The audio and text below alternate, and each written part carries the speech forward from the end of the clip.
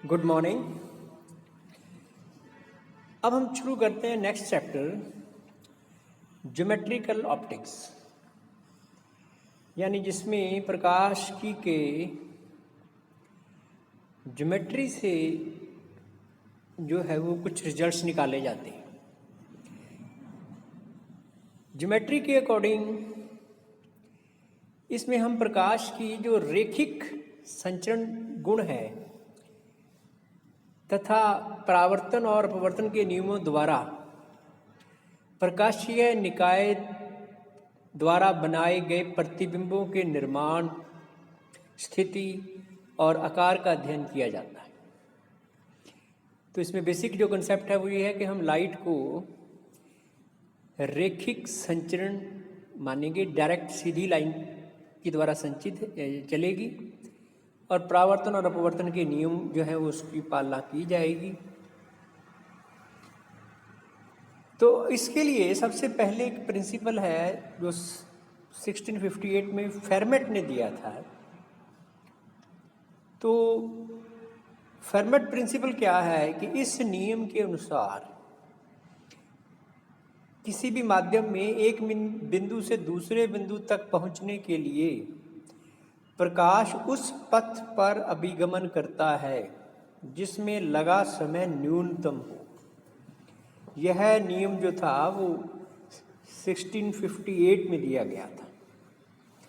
कुछ अवस्थाओं में यह भी पाया गया है कि अभिगमन में लगा समय जो है वो अधिकतम होता है। अतः इस नियम का जो व्यापक रूप है वो थोड़ा बदला गया कि अनेक माध्यमों में परावर्तन व अपवर्तन के द्वारा एक बिंदु से दूसरे बिंदु तक अभिगमन में प्रकाश ऐसे पथ का अनुसरण करता है जिसमें लगा समय न्यूनतम हो या अधिकतम हो या स्थिर हो या समय चरम हो। ये चरम जो शब्द है ये ज़्यादा सही है कि ऐसे पथ पे चलेगा जिसमें जो समय है वो चरम हो, एक्सट्रीम हो। ये न्यूनतम भी हो सकता है, मैक्सिमम भी हो सकता है। अब इस फिगर के अंदर देखिए ए और बी दो पॉइंट हैं। तो यहाँ से ए से बी तक जो प्रकाश के जाने का जो पथ है वो मान लीजिए मैं एक कर्व ले रहा हूँ ए डी बी।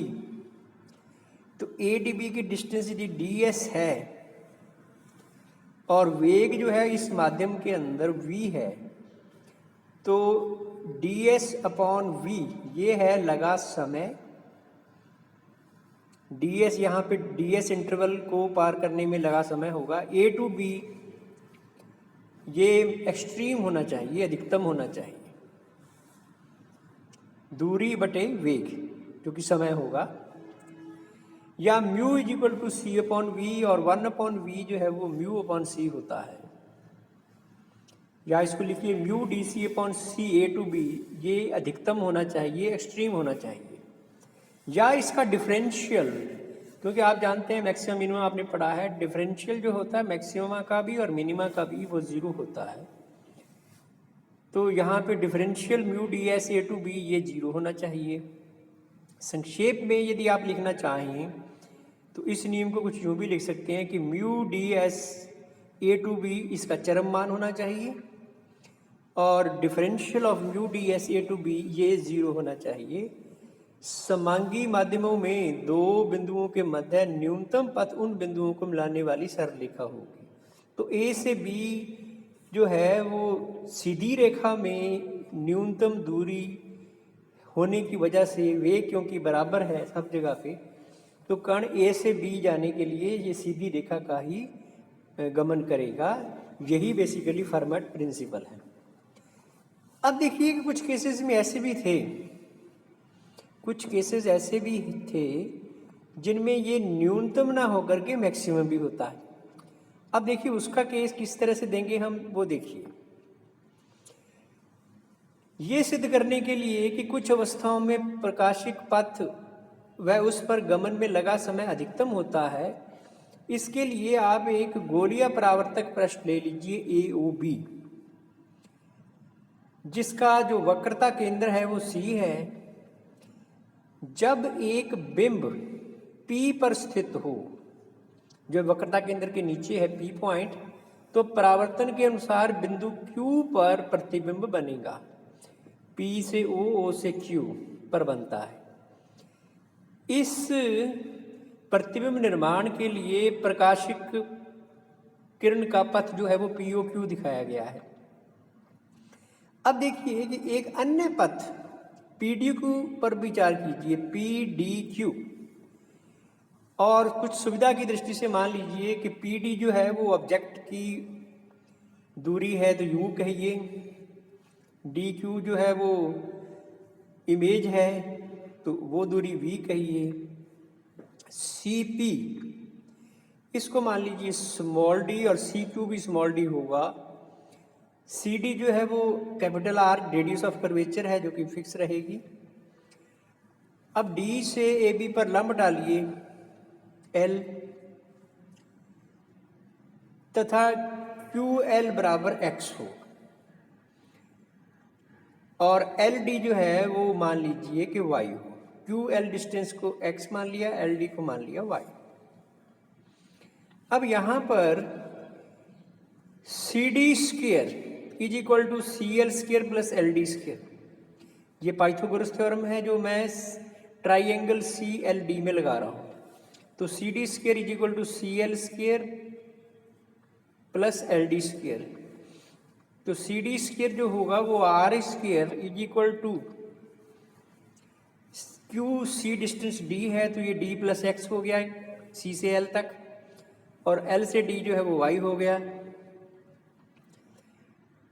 तो ये आप लिख सकते हैं R square is equal to D plus X square plus Y square, इसको कह दीजिए, आप मान लीजिए कि ये इक्वेशन काम में आएगी, मार्क करना चाहें तो मार्क भी कर दें इसको।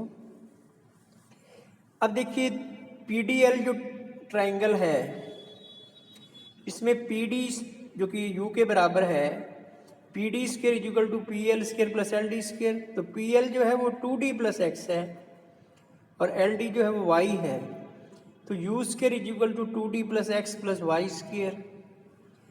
इसी तरह से QLD में भी देखिए, तो QLD में QD square is equal to QL square plus LD square, तो ये हो गया V square is equal to X square plus Y square. यदि आप इन दोनों को यानी U स्क्वायर और V स्क्वायर,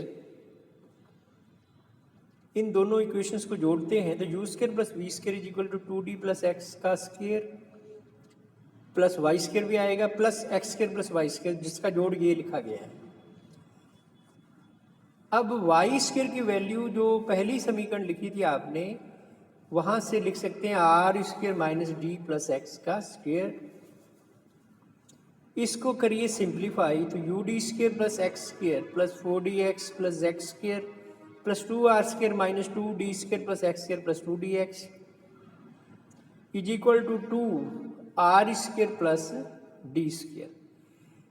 यहाँ पर R और D जो है वो कांस्टेंट है, R रेडियस ऑफ कर्वेचर है और D जो है वो सेंटर ऑफ कर्वेचर से ऑब्जेक्ट की दूरी है। इसलिए आप ये कह सकते हैं कि इस डायग्राम के हिसाब से U square plus V square जो है वो कांस्टेंट आएगा, इसको मान लीजिए कि। अब यहाँ पर देखिए इसी इक्वेशन को आप थोड़ा यूँ भी लिख सकते हैं कि यदि 2 से मल्टीप्लाई कर दिया जाए तो ये होगा actually 2U square plus 2V square is equal to 2K। अब इसको आप देखिए यूँ लिख सकते हैं U प्लस V का square plus U minus V का square is equal to 2K या 2U square plus V square. इसमें U प्लस V जो है, U प्लस V ये प्रकाशिक पथ है जो कि PDQ पथ जो है वो U प्लस V है, तो U प्लस V का जो मान आता है यहाँ से वो आता है 2K minus U minus V square.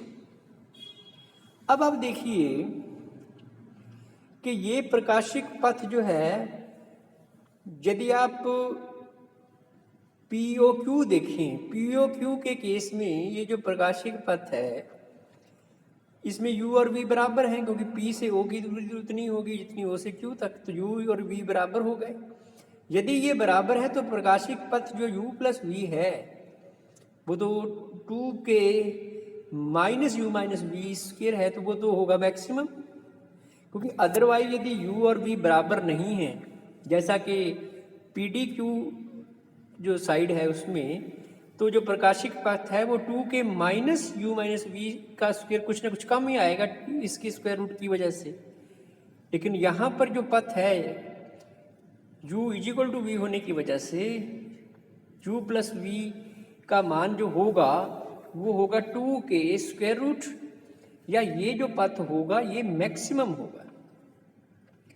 तो ये बात सही है फर्मेट प्रिंसिपल की कि प्रकाश उस पथ को लेगा जहाँ पे उसको लगने वाला जो टाइम है वो एक्सट्रीम हो। तो एक्सट्रीम के अंदर दोनों ही बातें हैं, न्यूनतम भी हो सकता है, ये मैक्सिमम भी हो सकता है, जैसा कि इस केस के अंदर वो मैक्सिमम दिखा रहा है।